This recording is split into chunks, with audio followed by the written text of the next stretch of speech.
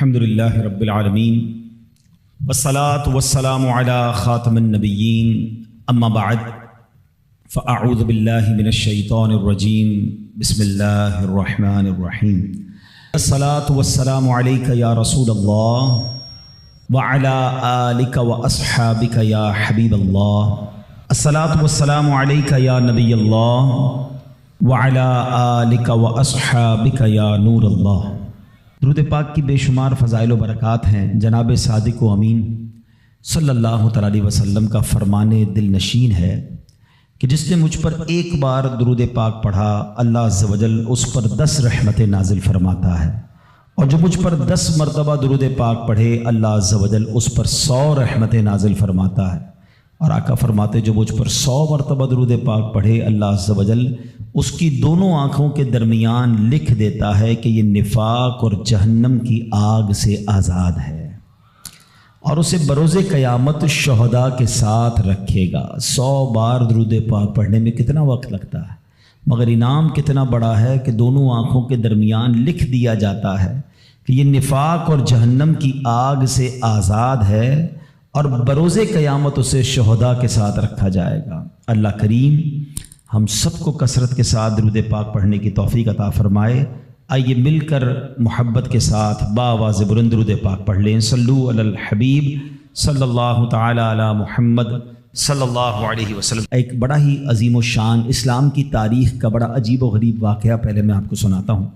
جب ابتدائے اسلام تھا، خلفائے راشدین کا دور ہے، حضرت عمر بن عاص رضی اللہ تعالیٰ عنہ نے جب مصر فتح ہوا تو ایک روز اہل مصر نے حضرت عمر بن عاص رضی اللہ تعالیٰ سے عرض کی کہ حضور ہمارے یہاں دریائے نیل ہے، اور ایک ہماری بہت پرانی رسم ہے کہ جب تک اس کو ادا نہ کیا جائے تو دریا جاری نہیں رہتا ہے، دریا سوکھ جاتا ہے۔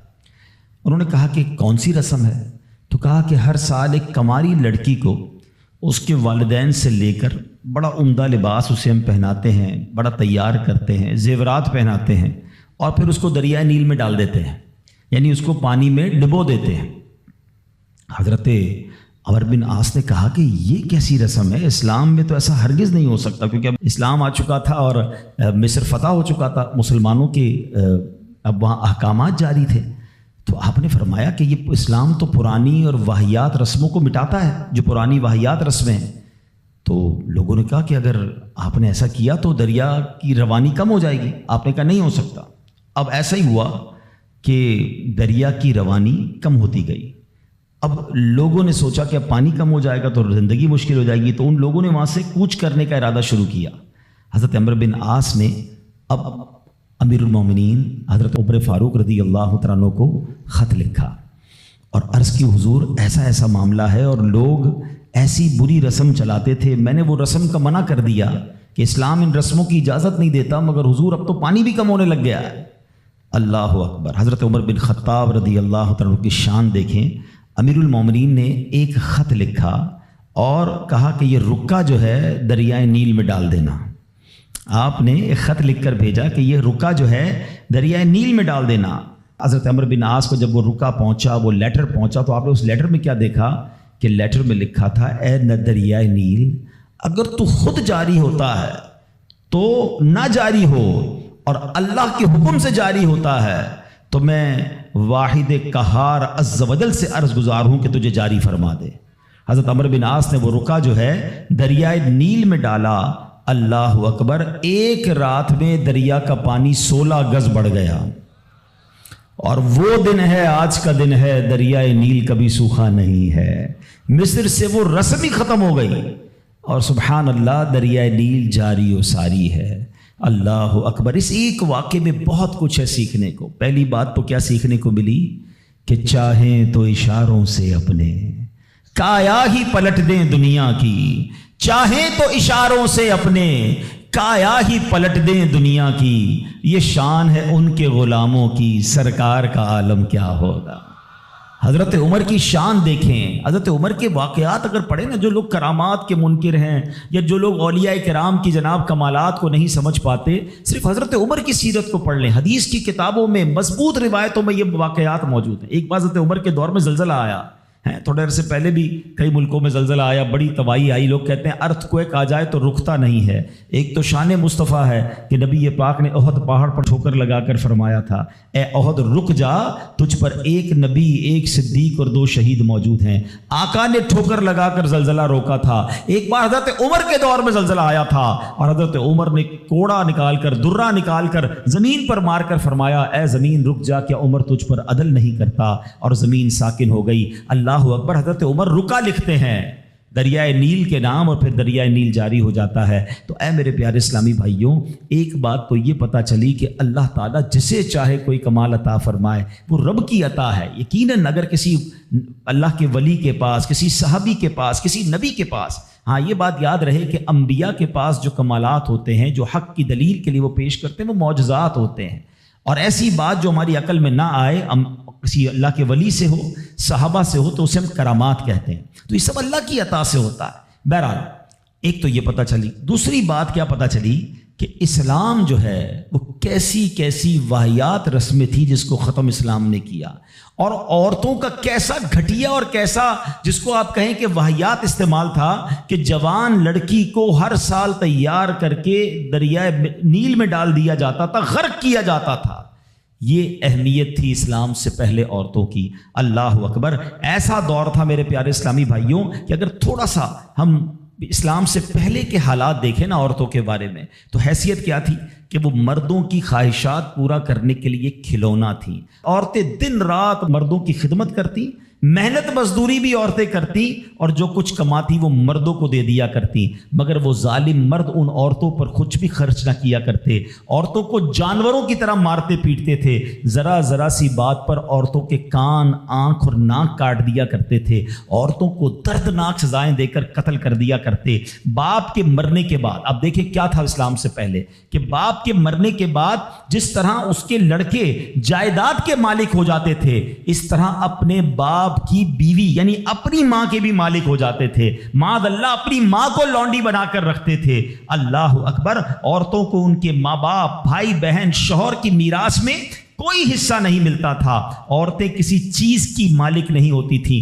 عرب کے بعض قبیلوں میں تو یہ ظالمانہ دستور تھا کہ بیوہ ہو جانے کے بعد عورتوں کو گھر سے باہر نکال کر ایک چھوٹے سے تنگ اور تاریب جھونپڑے میں 1 سال کے لیے قید رکھا جاتا۔ کھانے پینے اور تمام ضرورتیں وہ اسی جھونپڑے میں پوری کیا کرتی تھیں۔ بہت سی عورتیں گھٹ گھٹ کر مر جاتی، جو زندہ رہ جاتی تو 1 سال بعد ان کے دامن میں اونٹ کی مینگنیاں ڈالی جاتی اور ان کو فورس کیا جاتا کہ کسی جانور کے بدن سے اپنے بدن کو رگڑیں، پھر اسی گندی حالت میں پورے شہر پر ان کا چکر لگایا جاتا تھا، اور گویا یہ اعلان ہوتا تھا کہ اس عورت کی اب عدت ختم ہو گئی ہے۔ اللہ اکبر۔ ایسی ایسی رسمیں تھیں، ایسے رواج تھے۔ عورتیں بلبلاتی، روتی، تڑپتی، مگر ان عورتوں کے زخموں پر کوئی مرہم رکھنے والا نہیں تھا، کوئی فریاد سننے والا نہیں تھا۔ اللہ اکبر۔ 12 ربیع الاول کی صبح صادق کے وقت کائنات میں ایک ایسا نور جلوہ گر ہوا، ایک ایسی شخصیت آئی جہاں جس نے جہالت کے اندھیروں کو ختم کیا،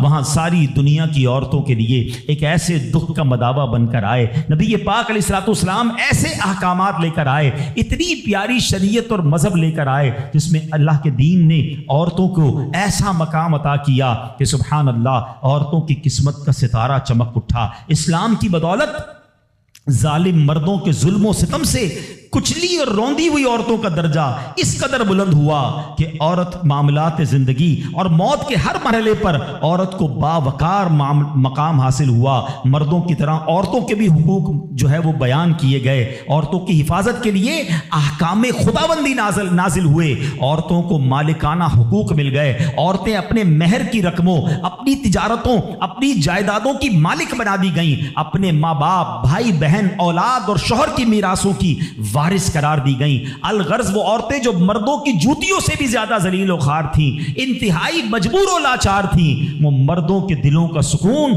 اور ان کی گھروں کی ملکہ بن گئیں۔ چنانچہ قرآن مجید صاف صاف لفظوں میں خواتین کے، عورتوں کے حقوق بیان کرتے ہوئے ارشاد فرماتا ہے، بسم اللہ الرحمن الرحیم، خلق لکم من انفسکم ازواجا لتسکنوا الیہا وجعل بینکم مودۃ ورحمہ۔ قرآن کہتا ہے تمہارے لیے تمہاری ہی جنس سے جوڑے بنائے کہ ان سے آرام پاؤ اور تمہارے آپس میں محبت اور رحمت رکھی۔ اب کوئی مرد نہ عورتوں کو مار پیٹ سکتا ہے، نہ ان کو گھروں سے نکال سکتا ہے، اور نہ کوئی ان کے مال و اسباب یا جائیدادوں کو چھین سکتا ہے، بلکہ ہر مرد پر مذہبی طور پر عورتوں کے حقوق ادا کرنے لازم ہیں۔ اللہ اکبر! گویا اسلام نے ظلم کا دروازہ بند کر دیا، کبھی ماں کے روپ میں، کبھی بیٹی کے روپ میں، کبھی بہن کے روپ میں، تو کبھی زوجہ کے روپ میں۔ اللہ اکبر! عورت کو ایک ایسا مرتبہ عطا فرما دیا کہ عورت کسی بھی روپ میں ہو، جب بھی اس کے جناب حقوق تلف کیے جائیں گے، نا انصافی کی جائے گی، اسلام وہاں پر اپنا کردار ادا کرتا ہے۔ اسلامی قوانین سامنے آتے ہیں، عورتوں کے حقوق بیان کیے جاتے ہیں۔ آؤ سب سے پہلے بات کرتے ہیں بیٹی کی۔ کتنی بڑی نعمت اسلام نے قرار دی، مگر آپ جانتے ہیں اسلام سے پہلے بیٹی کا حال کیا ہوتا تھا؟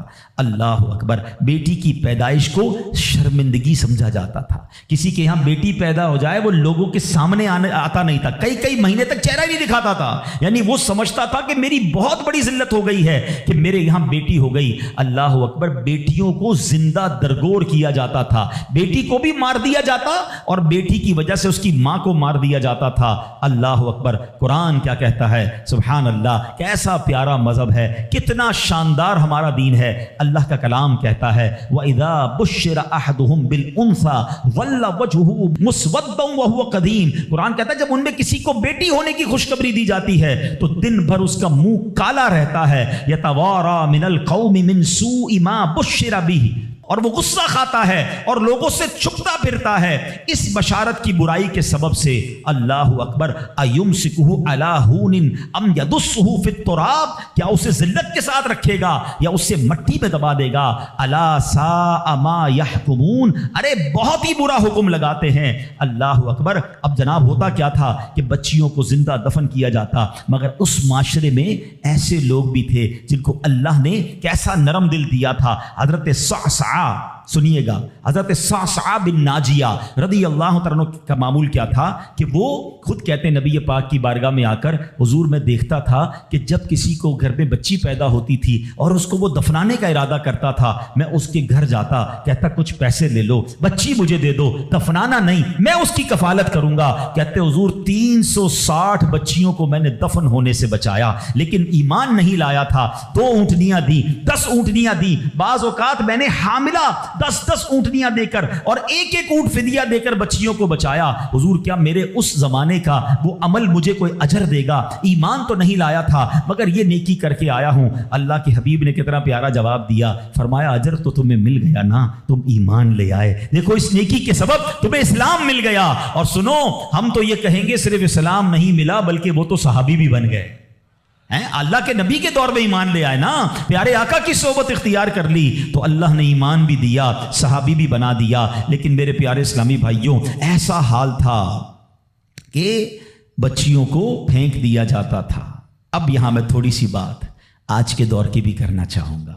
ہم انشاءاللہ قرآنی احکام عورتوں کے بارے میں بھی سنیں گے اور ساتھ ساتھ اپنی تربیت بھی کرتے جائیں گے۔ ہم میں سے بہت سارے بیٹیوں والے ہوں گے، مگر کیا یہ خبریں نہیں آتی کہ بچی کی پیدائش کی وجہ سے ماں کو برا بھلا کہا جاتا ہے، گھروں میں جھگڑے ہیں، معاذ اللہ اب بھی یہ خبریں آتی ہیں کہ بچی پیدا ہوئی تو کچرا کنڈی پر پھینک دی گئی۔ یہ تو پھر سے ہم لگتا ہے اسی دور میں جا رہے ہیں۔ اسلام جو بچیوں کے حقوق لے کر آیا، اسلام جو بچیوں کو برا ماننے کے خلاف عمل کرنے کا ہمیں حکم دیتا ہے، بلکہ سنو حدیثیں کیسی ہیں۔ اے بچیوں والو تمہیں مبارک ہو، اے بیٹیوں والو تمہیں مبارک ہو، اپنی بیٹیوں کو کبھی برا نہ سمجھنا۔ نبی پاک علیہ الصلوۃ والسلام فرماتے ہیں جس شخص کے بیٹی ہو وہ اسے زندہ دفن نہ کرے، اسے ذلیل نہ سمجھے اور اپنے بیٹے پر اسے ترجیح نہ دے تو اللہ عز و جل اسے جنت میں داخل کر دے گا۔ ایک اور جگہ نبی پاک فرماتے ہیں اللہ اکبر، یہ حدیث تو میں کہتا ہوں ختم ہے نا، اس کے بعد الفاظ ہی نہیں بچتے۔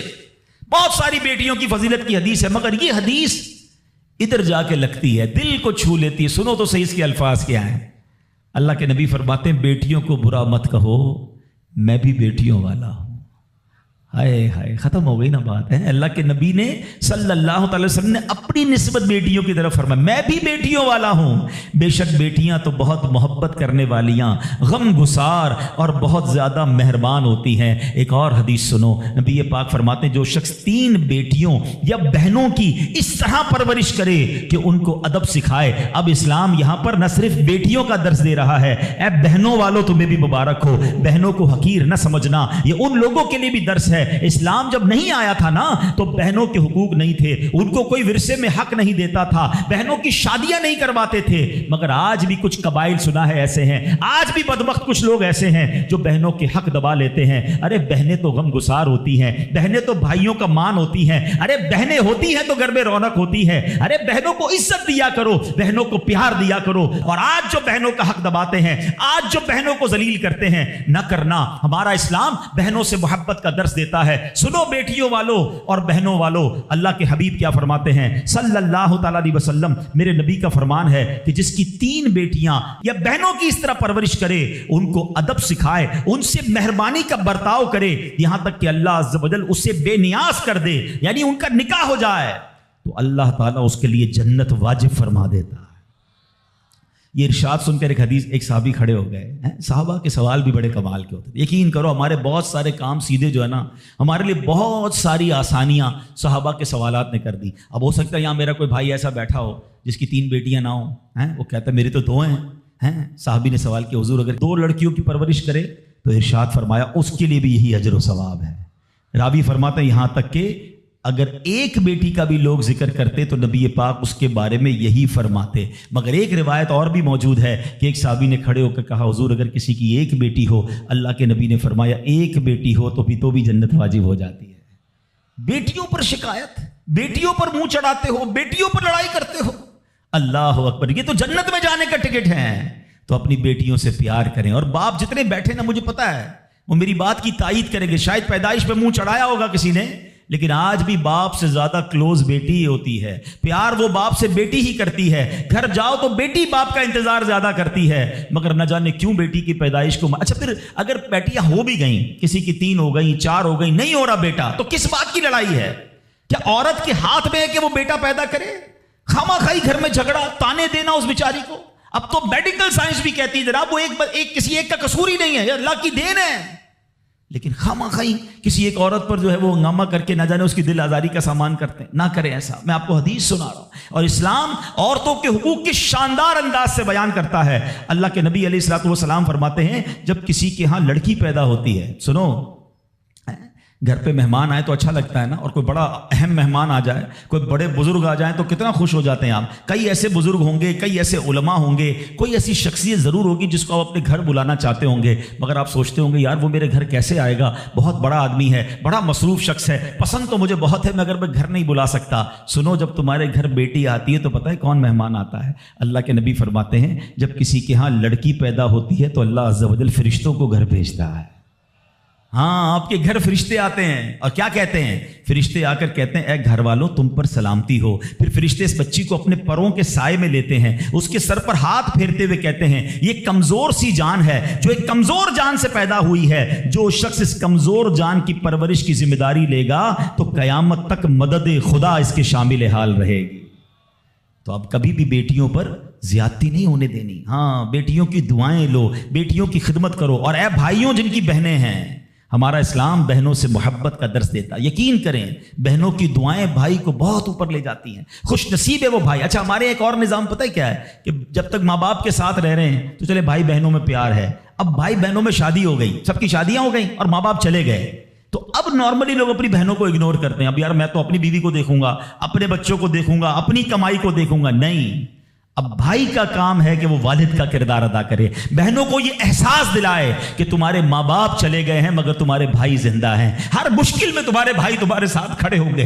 कभी बहनों को ये रियलाइज मत कराना कि वो अकेली कहीं किसी प्रॉब्लम में हो तो वो अकेले में सोचे कि मेरे माँ होती तो मैं किससे माँ से बात कर लेती, बाप होता तो मैं बाप से कह देती, भाई को क्या कहूं, वो तो सुनता ही नहीं है ऐसे भाई आज भी कि बहनें उन्हें अपना दुख भी शेयर नहीं करती हैं, बल्कि भाइयों को पड़ी ही नहीं है बहन किधर गई।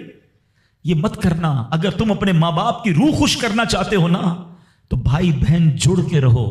بھائی بہنوں میں پیار رکھو. یہ پیسہ سب کچھ نہیں ہے.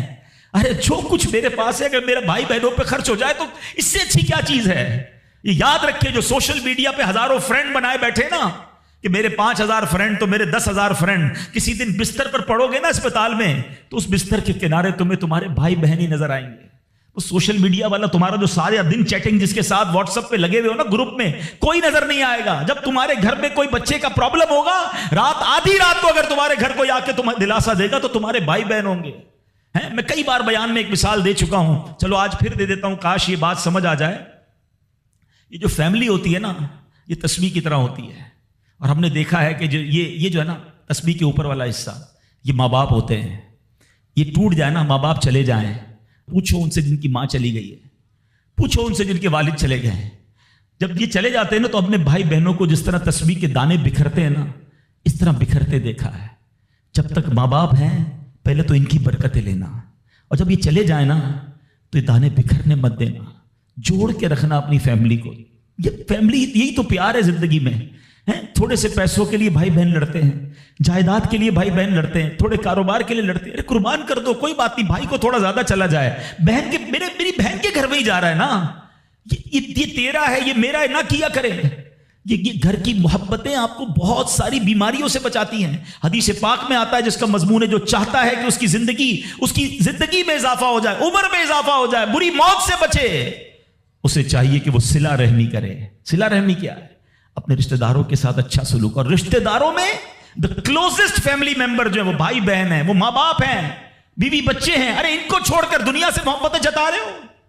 نہیں میرے پیارے اسلامی بھائیوں. تو اپنی بچیوں کے ساتھ اور اپنی بہنوں کے ساتھ بالخصوص اچھا سلوک کرنا. خوش نصیب ہے وہ بھائی جو بہنوں کا مان ہے, خوش نصیب ہے وہ جو والد جو اپنی بچیوں کے ساتھ اچھا برتاؤ کرتا ہے. اور میں نے خود دیکھا ہے, آپ نے بھی دیکھا ہوگا, میں نے دیکھا ہے, بلکہ میں نے ایک طرح سے انٹرویو لیا ہے ایک رشتہ دار کا, یار آپ کی 4 بیٹیاں ہیں 3 بیٹیاں ہیں. کہتا ہے یار جب سے بیٹیاں آئی ہیں پتہ نہیں رزق کدھر سے آ رہا ہے. بیٹیاں تو کیا آئی ہیں, اللہ نے رحمت کے دروازے کھول دیے ہیں, کیونکہ اس نے منہ نہیں چڑھایا. کچھ ہوں گے ایسے بیٹیوں والے جن کا ہاتھ تنگ ہوگا, تو غور کرو جب بیٹی ہوئی تھی تو شکر کیا تھا یا شکوہ کیا تھا؟ اللہ نے تو بھیجی تھی رحمت تمہارے گھر پہ, تم نے اس وقت بھی اللہ کو ناراض کیا, بیوی کو گالیاں دی, ہنگامہ کیا, اب کہتے ہو رحمت نہیں آ رہی. تم نے تو کتنی ناشکری کر لی. اگر تم سجدہ شکر ادا کرتے, اللہ کی بارگاہ میں راضی رہتے, اللہ بیٹیاں تو دیتا مگر تم پر رحمت کے اور دروازے بھی کھول دیتا. اور ہم نے دیکھا ہے لوگوں کے رزق کو بڑھتے ہوئے. تو کبھی بیٹی کی پیدائش پر آپ نے منہ نہیں چڑھانا ہے, ہاں نہ اپنی زوجہ کو تانے دینے ہیں. اور بیٹیوں کا خیال رکھیں, بہنوں کا خیال رکھیں. اور آگے چلتے ہیں اسی طرح. اچھا, نبی پاک کا انداز اپنی بہن کے ساتھ کیا تھا؟ اللہ کے حبیب علیہ الصلوۃ والسلام کی ایک دودھ شریک بہن تھی, حضرت شیما, رضائی بہن تھی نبی پاک کی. اب پیارے آقا کس طرح ان کے ساتھ برتاؤ کرتے تھے کہ ایک بار آپ علیہ الصلوۃ والسلام کی بارگاہ میں جو بہن حاضر ہوئی نا تو نبی پاک ان کی تشریف آوری پر کھڑے ہو جایا کرتے, اپنی بہن کی آمد پر ان کی دل جوئی فرماتے, ان پر خوب نوازشیں فرماتے. ایک بار پیارے آقا علیہ الصلوۃ والسلام نے اپنی مبارک چادر بچھائی اور اپنی بہن سے پتہ ہے کیا کہتے ہیں؟ مانگو تمہیں عطا کیا جائے گا, سفارش کرو تمہاری سفارش قبول کی جائے گی. بہن جانے لگی تو نبی پاک نے ایک لونڈی یعنی ایک اس کو خادمہ بھی دے دی اور 2 اونٹ بھی عطا فرما دیے. اچھا, اپنی بیٹی کے ساتھ کیا برتاؤ ہے نبی پاک کا؟ بیٹیوں کو جو ڈیگریڈ کرتے ہیں. سنو, خاتون جنت بی بی فاطمہ رضی اللہ تعالیٰ عنہ جب نبی پاک کی بارگاہ میں آتی, آقا کھڑے ہو کر استقبال کرتے, اپنی بیٹی کے ہاتھ کو نبی پاک چوما کرتے, کبھی ماتھے پر بوسہ دیتے. پیارے آقا اپنی جگہ اپنی بیٹی کو بٹھایا کرتے. اور یہی انداز خاتون جنت کا بھی تھا کہ جب نبی پاک خاتون جنت کے پاس جاتے وہ کھڑی ہو جاتی اور نبی پاک کا استقبال کرتی, پیارے آقا کے ہاتھوں کو بوسہ دیتی, اپنی جگہ نبی پاک کو بٹھاتی. یہ پریکٹیکلی نبی پاک نے بتایا کہ بہن کے ساتھ برتاؤ کیا ہے, بیٹی کے ساتھ برتاؤ کیا ہے. اب آؤ ہماری زندگی کا ایک بہت اہم ساتھی ہے جس کو ہم سفر کہا جاتا ہے. اسلام بیوی کے بارے میں کیا درس دیتا ہے؟ یہ بھی بڑا پرابلم ہے. اچھا, بعض اوقات لوگ اپنی شاید والدہ سے, میں سے ابھی ماں کی بات سب سے آخر میں کروں گا, اور فیملی ممبر سے اب بھی بہت پیار کر رہے ہوتے ہیں, مگر بعض اوقات بیوی کو بڑا ڈیگریڈ کرتے ہیں. ہم شاید بھول گئے ہیں کہ ہماری زندگی کا بہت بڑا حصہ جس کے ساتھ گزرا ہے. میں بیان میں پہلے بھی کہہ چکا ہوں, کبھی سوچا آپ نے, ایک تو اللہ نے آپ کا اس کو ساتھی بنایا, اور ہم اس کے ساتھ بعض اوقات زیادتی کرتے ہیں. ہم کاروبار میں تکلیف میں ہوں، ہم باہر کسی ٹینشن میں ہوں، کسی بندے سے کسی بات کوئی بری لگ گئی، سارا غصہ آ کر اب بندے نے اپنی زوجہ پہ نکالنا ہے، کیونکہ وہ بیچاری تو کچھ نہیں کہہ سکے گی. پہلے کے زمانے جاہلیت میں بھی یہی تھا کہ عورتوں کو پیر کی جوتی سے زیادہ ذلیل سمجھا جاتا تھا. مگر کیا آج بھی کچھ گھرانوں میں ایسا نہیں ہے؟ آج تک میں ویسے سوال کرتا ہوں، شاید غالب گمان ہے کہ جو یہاں ازواج والے، زوجہ والے بیٹھے، شادی شدہ بیٹھے، ہماری زوجہ کی شاید ہر دعا میں ہم ہوتے ہیں. ہم اپنی بیوی کے لیے کتنی دعا کرتے ہیں، غور کیجیے. حالانکہ میں نے دیکھا ہے کہ جن کی شریک حیات دنیا سے جاتی ہے نا، وہ لوگوں کو میں نے ٹوٹتے بھی دیکھا ہے. تو ایسا نہ کریں. جس طرح وہ آپ کے لیے محبت کا اظہار، دعاؤں کی آپ کی خدمت گار ہے، آپ بھی اس کے لیے اچھا برتاؤ کریں. اور نبی پاک کا کیا انداز تھا. میں تو آج اسلام کی، شریعت کی، اللہ کے نبی کی بات کرنے آپ کے سامنے آیا ہوں. اللہ کے حبیب علیہ الصلوۃ والسلام سے سوال کیا گیا کہ حضور آپ کو دنیا میں سب سے زیادہ پسند کون ہے؟ پوری کائنات میں آپ کو سب سے زیادہ پسند کون ہے؟ اللہ کے حبیب نے فرمایا عائشہ. نبی پاک نے اپنی زوجہ کا نام لیا. پھر فرمایا ان کے والد حضرت ابوبکر صدیق رضی اللہ تعالیٰ عنہ. پھر نبی پاک گھر اپنی ازواج کے ساتھ کیا انداز ہوتا تھا؟ گھر کا سودا سلف لے کے جاتے، کھانے پینے میں ہاتھ بٹاتے، محبت اور پیار کا اظہار فرماتے. سافٹ ماحول تھا گھر کے اندر. ہمارے گھر میں ایسا ماحول ہے؟ نہیں میرے پیارے اسلامی بھائیوں. ہمیں یہ سوچنا ہے کہ ہمیں اپنے گھر والوں کے ساتھ کیا انداز اختیار کرنا ہے. نبی پاک علیہ الصلوۃ والسلام فرماتے ہیں کہ اسلام سے پہلے، بلکہ بخاری شریف کی حدیث بتاتا ہوں، اسلام سے پہلے مال کے لیے جانوروں اور دوسرے ساز و سامان کے ساتھ ساتھ بیوی کو بھی رہن رکھوا دیا جاتا تھا. جیسے پیسے کوئی رہن رکھواتا تھا نا، بیوی بھی ایک مال کی طرح تھی. لوگ گروی رکھوا دیتے تھے اپنی بیوی کو. یہ اسلام سے پہلے بیویوں کا حال تھا. اللہ اکبر. اسلام نے نکاح کے ذریعے عورت کو مرد کے آدھے ایمان کا محافظ قرار دے دیا. قرآن کہتا ہے وعاشروہن بالمعروف، ان سے اچھا برتاؤ کرو. اسلام نے بیویوں کے ساتھ اچھا برتاؤ کرنے والے کو سب سے بہترین قرار دیا. اللہ اکبر. خواتین تو میں کہتا ہوں، میں یہاں انشاءاللہ اس بات کو بھی، اگر واقعی عقل مند خواتین اس بیان کو سنیں گی تو وہ جو مسکنسیپشن پیدا کیا جاتا ہے کہ جناب اسلام میں عورتوں کو آزادی نہیں ہے، جناب اسلام میں عورتوں کے لیے گھٹن ہے. اللہ اکبر. ذرا پہلے اسلام سے پہلے کے حالات پڑھو اور اس کے بعد اسلام کے آنے کے بعد عورتوں کو کیا شاندار مقام میرا دین دیتا ہے. اللہ کے نبی نے دا بیسٹ لوگوں کی جب مثال بیان کی، بہترین لوگوں کی مثال بیان کی، تو نبی پاک فرماتے ہیں، ترمذی کی حدیث ہے، سب سے بہتر وہ ہے جو اپنے اہل کے لیے بہتر ہو، یعنی اپنی فیملی کے لیے بہتر ہو. اور آقا فرماتے سنو میں تم سب سے زیادہ اپنے اہل کے لیے بہتر ہوں. نبی پاک سب سے زیادہ اپنی فیملی کے لیے بہتر. نبی پاک علیہ الصلوۃ والسلام سے ایک شخص نے پوچھا حضور شوہر پر بیوی کا کیا حق ہے؟ تو آپ نے فرمایا جب وہ کھائے، یعنی شوہر کھائے تو بیوی کو کھلائے، جب لباس پہنے اسے بھی پہنائے، اس کے چہرے پر نہ مارے، اسے بدصورت نہ کہے، اور اگر سمجھانے کے لیے اس سے علیحدگی کرنی پڑے تو گھر میں ہی علیحدگی کرے. اللہ اکبر. ایک بار حضرت عمر فاروق رضی اللہ عنہ کی بارگاہ میں، سنیے گا بڑا دلچسپ واقعہ. سیدنا عمر فاروق کا کتنا بڑا نام ہے. آپ کے جلال کی، آپ کی عدالت کی مثالیں دی جاتی ہیں. بڑے بڑے لوگ آپ کے سامنے تھر تھر کانپتے تھے. حضرت عمر کا حال یہ تھا، آپ کا گھر میں انداز کیا تھا کہ ایک شخص آیا کہ میں حضرت عمر کے پاس جاؤں اور بتاؤں میری بیوی جو ہے مجھ سے اس طرح بات کرتی ہے، اور میرا وہ انداز نہیں ہوتا جو شوہر کے سامنے ہونا چاہیے. ہوتا ہے گھروں میں، ہو جاتا ہے. تو حضرت عمر کے دروازے پر پہنچا نا، تو اندر سے اسے سیدنا عمر فاروق رضی اللہ تعالیٰ عنہ کی زوجہ ام کلثوم رضی اللہ تعالیٰ عنہ کی ناراضگی کی عالم میں گفتگو کرتے ہوئے سنا. وہ حضرت عمر سے بات کر رہی تھی. تو وہ شوہر سوچنے لگا کہ میں تو اپنی بیوی کی شکایت لے کر آیا تھا، حضرت کے تو گھر کا بھی معاملہ ہی ایسا ہی ہے. تو وہ کہتے میں واپس ہونے لگا. حضرت عمر نے بلا لیا، کیوں آئے تھے؟ تو کہا کہ میں تو حضرت اپنی بیوی کی شکایت کرنے آیا تھا، مگر میں آپ کے دروازے پر آیا، آپ کے گھر کا ماحول دیکھا تو میں سمجھ گیا ہم دونوں ایک ہی معاملے میں ہی ہیں، آپ کا بھی ویسا ہی حال ہے. اب حضرت عمر نے جو ان کی تربیت فرمائی نا، آپ نے فرمایا میری بیوی کے مجھ پر چند رائٹس ہیں، چند حقوق ہیں، مجھے اس سے چند فائدے حاصل ہوتے ہیں جس کی بنا پر میں اس سے درگزر کرتا ہوں. پہلا یہ کہ یہ میرے لیے جہنم کی آڑ ہے، میرا دل اس کی وجہ سے حرام کاموں سے بچا رہتا ہے. نمبر 2، جب میں گھر سے نکل جاتا ہوں یہ میری خزانچی بن جاتی ہے، یعنی میرے مال کی نگہبان بن جاتی ہے، میری دھوبن بن جاتی ہے، میرے کپڑے دھوتی ہے، میرے بچے کی پرورش کرتی ہے، میرے لیے روٹیاں اور کھانے پکاتی ہے. تو وہ شخص کہتا ہے یہ سارے فائدے تو مجھے بھی اپنی بیوی سے حاصل ہیں، تو میں تو کبھی درگزر سے کام نہیں لیتا. وہ مجھے کہتی، میں اسے لڑنا شروع کر دیتا ہوں. کہتا آج آپ کی بات سے نصیحت مل گئی، اب میں اپنی بیوی کی چھوٹی ماٹی باتوں کو میں بھی درگزر کر دوں گا. کتنی پیاری بات بتائی. ہم وہ ساری باتیں بھول جاتے ہیں, ایک غلطی پر پکڑ لیتے ہیں, ایک غلطی پر ڈانٹتے ہیں. ہر غلطی پر جناب ایسا نہیں ہوتا, ہر غلطی کی سزا سزائے موت نہیں ہوتی ہے. ہم غلطیاں نہیں کرتے. اگر جس طرح ہم اپنی بیوی کو اور غلطی پر ڈانٹتے وہ ڈانٹنا شروع کر دے پھر کیا حال ہوگا؟ تو ایسا نہ کرے. وہ بھی دل رکھتی ہے. ہم نے کسی انسان سے شادی کی ہے, کمپیوٹر سے نہیں کی, ٹھیک ہے نا. تو کمپیوٹر بھی آج کل وائرس آ جاتا ہے, تو وہ تو انسان ہے, غلطی ہو گئی, کوئی بات نہیں. تو سبحان اللہ, اتنا پیارا مذہب ہے. اور اب آؤ, اسلام نے عورت کو جو ایک اور روپ دیا ہے, ایک اور مقام دیا ہے, اور وہ مقام ماں کا مقام دیا ہے. اور ماں کے قدموں تلے جنت فرمایا. ماں کا کیا مقام دیا کہ ماں کو محبت کی نگاہ سے دیکھ لو تو حج مقبول کا ثواب ہے. اچھا, اسلام کی تعلیمات کی جو بنیاد ہے, جو ماخذ ہے, جو مرجع ہے, جس کے ذریعے سے سمجھے علم و فضل کی نہریں جاری ہوتی ہے, وہ کون سی کتاب ہے؟ وہ قرآن مجید ہے. قرآن مجید کی سب سے بڑی سورت کون سی ہے؟ سورہ بقرہ. اب ذرا سمجھیے گا ماں کا مقام کیسا. قرآن پاک کی سب سے بڑی سورت سورہ بقرہ. اور سورہ بقرہ, بقرہ کس کو کہتے ہیں؟ گائے کو.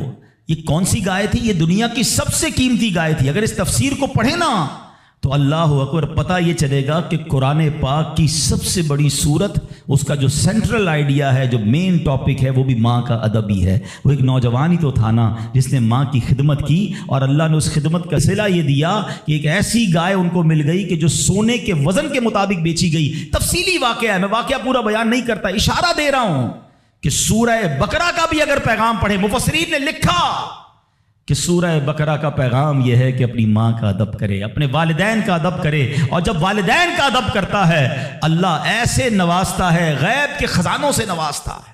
اور ماں کی دعائیں, اللہ اکبر. حضرت بایزید بستامی کتنے بڑے اللہ کے ولی ہیں, آپ کے بارے میں آتا ہے کہ ایک بار سردی کی راتیں تھی, ماں کے لیے ماں نے پانی مانگا. آج کی ماں پانی مانگے تو بیٹا کہتا ہے خود پی لو ماں, بلکہ بچے ماں سے پانی مانگ رہے ہوتے ہیں. بستر پر بیٹھ کر ماں کو آرڈر چلا رہے ہوتے, امی پانی لے آؤ, اچھا چائے بنا دو, امی یہ کر دو. یار ماں ہے یہ ہوٹل والی ہے, اب تو بوڑھی ہو گئی نا ماں, اب تو تمہاری باری ہے کچھ ماں کی خدمت کر لو. کبھی خود کھڑے ہو کے پانی پلاؤ, کبھی خود کھڑے ہو کے ماں کو کوئی چیز پیش کرو. اب بھی ماں کو آرڈر دینا ہے. مگر کمال ہے ماں کہ بیٹا جوان ہو گیا, ماں بوڑھی ہو گئی, خدمت سے پھر بھی اس کا جی نہیں چراتی, پھر بھی اس کی خدمت کرتی ہے. ناشتے میں یہ کھانا ہے, بیٹا دوپہر کو کیا کھاؤ گے؟ اللہ اکبر. بایزید بستامی سے ماں نے پانی مانگا. آپ کہتے ہیں ٹھنڈی رات تھی, پانی لے کر ماں کے پاس گئے, ماں کی آنکھ لگ گئی. ہم جیسا کوئی ہوتا تو بستر کے کنارے گلاس رکھتا, خود بھی سو جاتا. سرد رات تھی, ساری رات پانی کا گلاس لے کے کھڑے رہے. پتہ نہیں کب ماں کی آنکھ کھل جائے, کب پانی کی ضرورت ہو. جب ماں کی آنکھ کھلی نا تو پانی تھوڑا سا نا آپ کی انگلیوں پر لگ گیا تھا, تو وہ برف بن گیا تھا. اتنی ٹھنڈی رات تھی کہ پانی برف بن گیا تھا. تو اب ماں نے جب پانی مانگا نا تو جب گلاس کو ڈیٹیچ کیا, گلاس کو الگ کیا نا, تو خون نکلنے لگا چمڑی سے. تو ماں نے کہا کہ بیٹا یہ کیا ہوا؟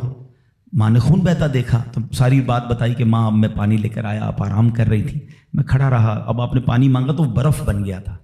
تو ماں نے کیا کہا, اے اللہ میں اس سے راضی ہوں, تو بھی اس سے راضی ہو جا.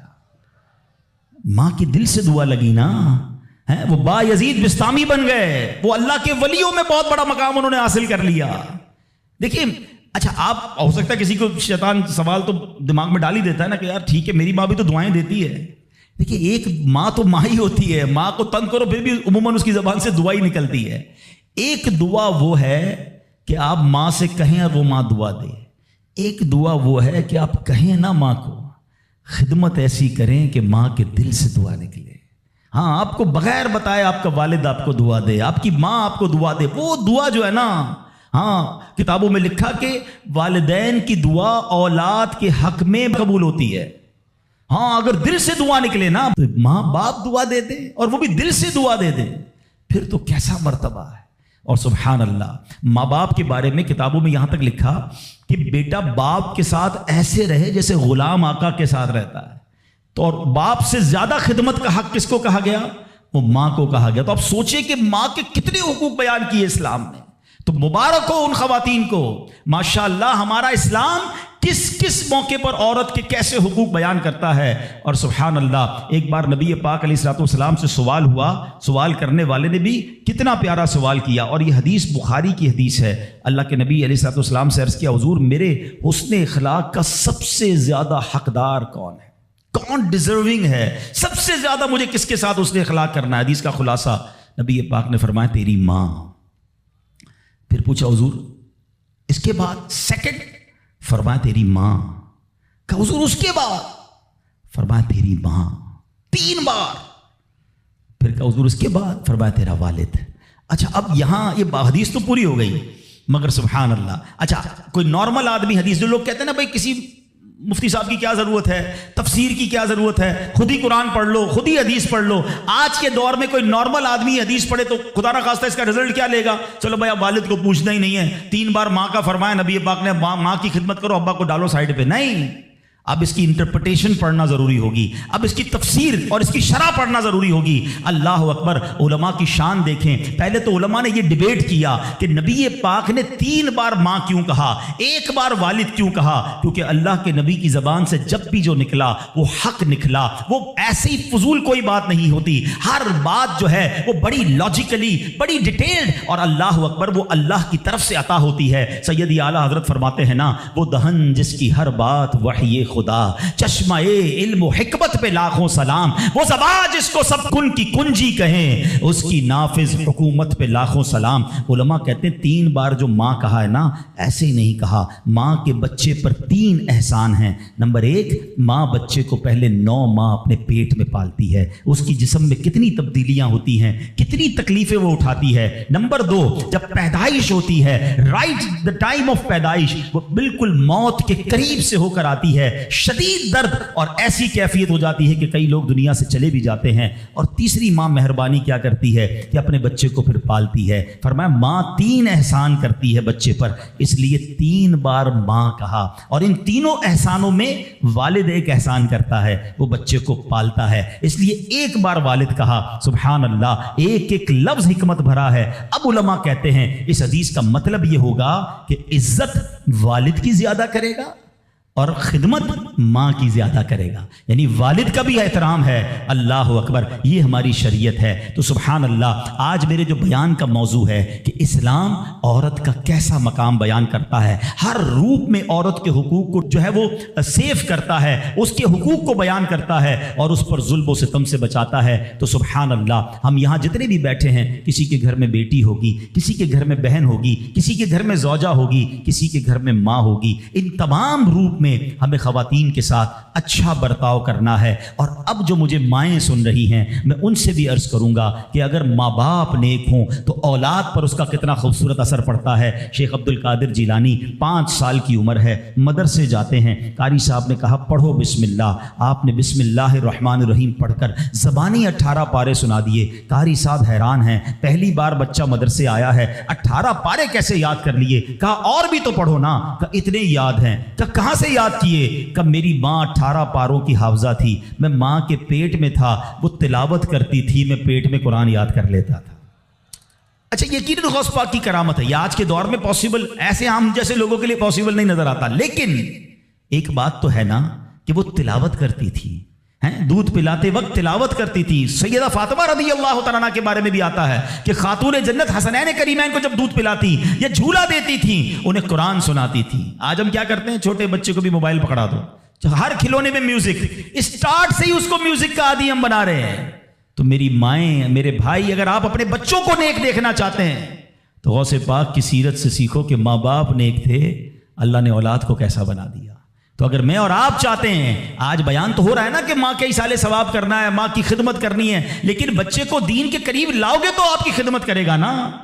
آج کل تو دنیا کے اتنا حوالے کر دیا ماں باپ نے کہ بعد میں خود اپنے بچوں سے ڈر لگ رہا ہوتا ہے. ارے باپ رے باپ، میرا بچہ بڑا آفیسر ہے، میرا بچہ بڑا ڈگری ہولڈر ہے، وہ فلاں ادارے میں کام کرتا ہے، اس کو برا لگ جائے گا. ارے تف ایسی اولاد پر جس سے ماں باپ بات کریں تو انہیں ڈر لگے کہ بیٹے کو برا لگ جائے گا. اپنے بیٹے کو دیندار بناؤ، انشاءاللہ اگر آپ کا بیٹا صحیح معنوں میں دیندار بن گیا، عالم بنا، مفتی بنا، یا بے شک اچھی کتابیں پڑھ کر، قرآن و حدیث پڑھ کر اچھا مبلغ بن گیا، اس بیٹے کو ڈر لگے گا کہیں ماں باپ کو برا نہ لگ جائے.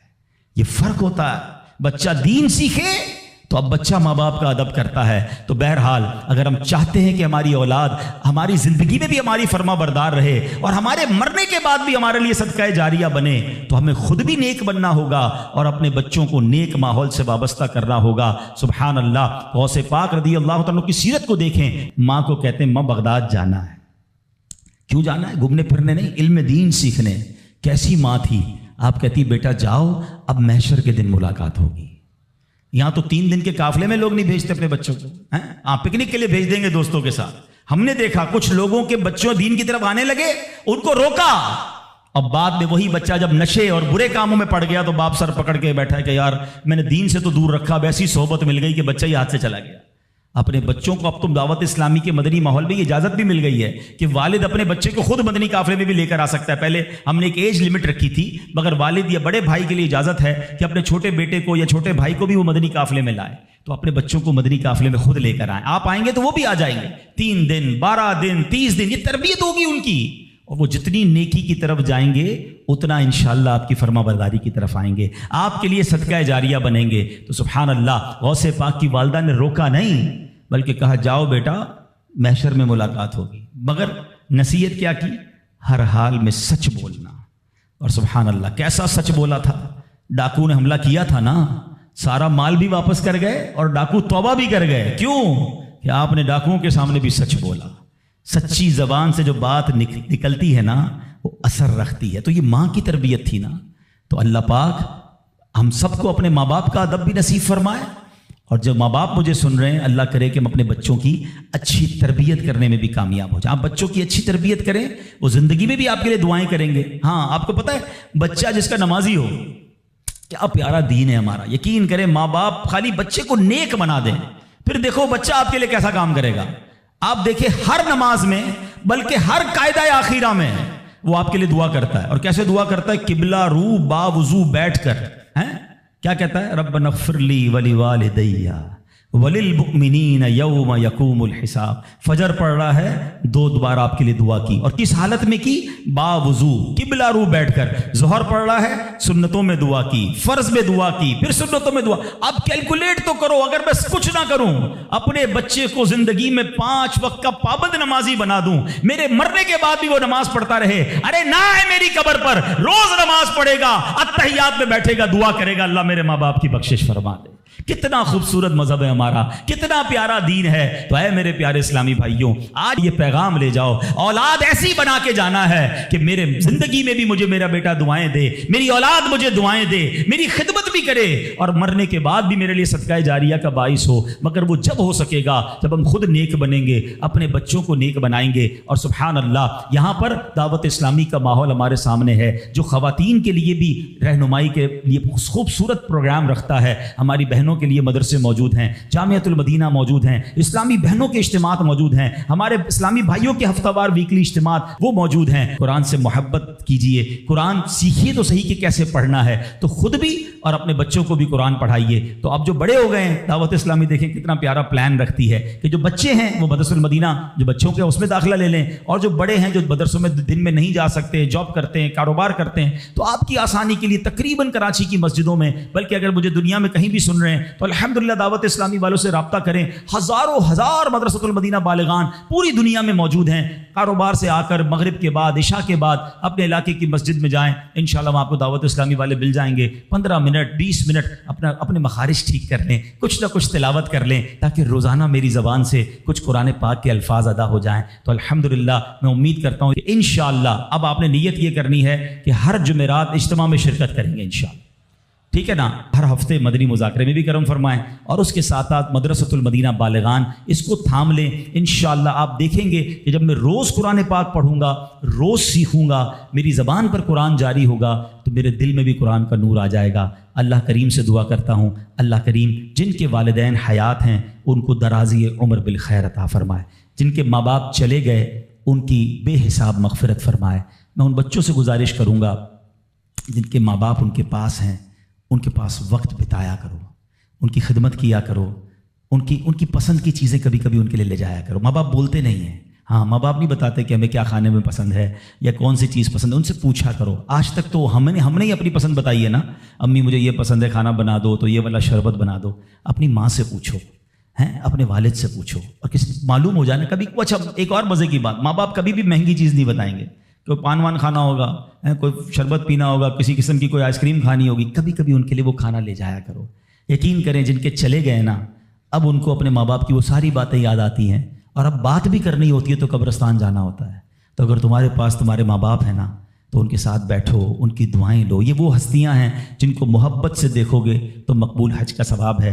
بعض اوقات کچھ لوگ اس سے وہ ہوتے ہیں نا کہ یار مجھے ویل چیئر چلانی پڑتی ہے تو مجھے دوائی کے لیے لے جانا پڑتا ہے، یا بعض اوقات کپڑے وپڑے دھلانے پڑتے ہیں یا واش روم لے جانا پڑتا ہے. تم لکی ہو، ہاں بھاگ جاگ گئے ہیں، ورنہ کئیوں کے ماں باپ نے تو موقع ہی نہیں دیا خدمت کا، وہ ہماری خدمت کرتے کرتے چلے گئے.